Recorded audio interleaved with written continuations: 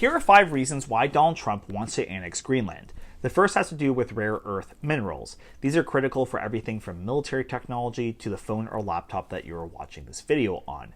And by one estimate, Greenland could actually supply 1/4 of all demand. The second has to do with shipping routes. As the Arctic melts, new shipping routes are developing that are quite short. This includes, for instance, a route from East Asia to North America, as well as to Europe.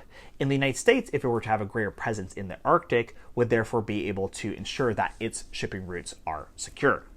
The third has to do with this concept called strategic retreat. The premise of strategic retreat is that the United States used to be a global superpower, but no longer can be everywhere across the world all at the same time.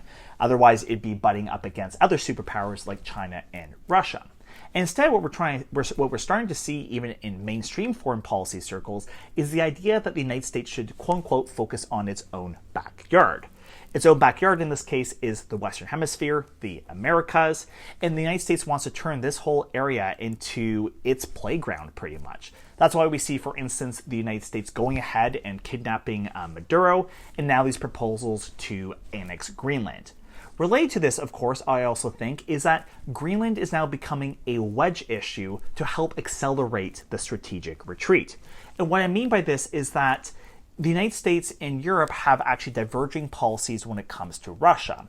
Europe wants to fight Russia more, the United States kind of wants to leave it alone, and you even see, for instance, in these national documentation plans, that the United States really actually wants to pull its military assets out of Europe.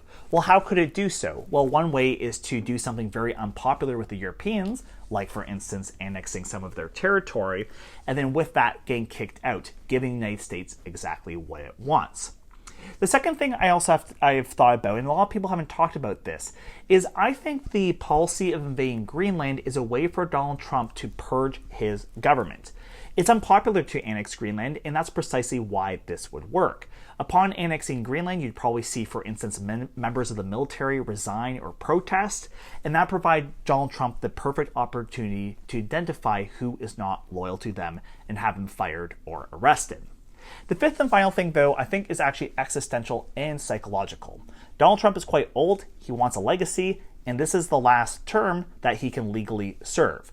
He hasn't actually really accomplished much either in his first term or in the first year of his second term, but adding Greenland to the United States would be something that would be forever, or at least for a really long time, on global maps. It's big. Greenland's huge, right? And he loves things that are huge, and he would love to have that as part of his legacy.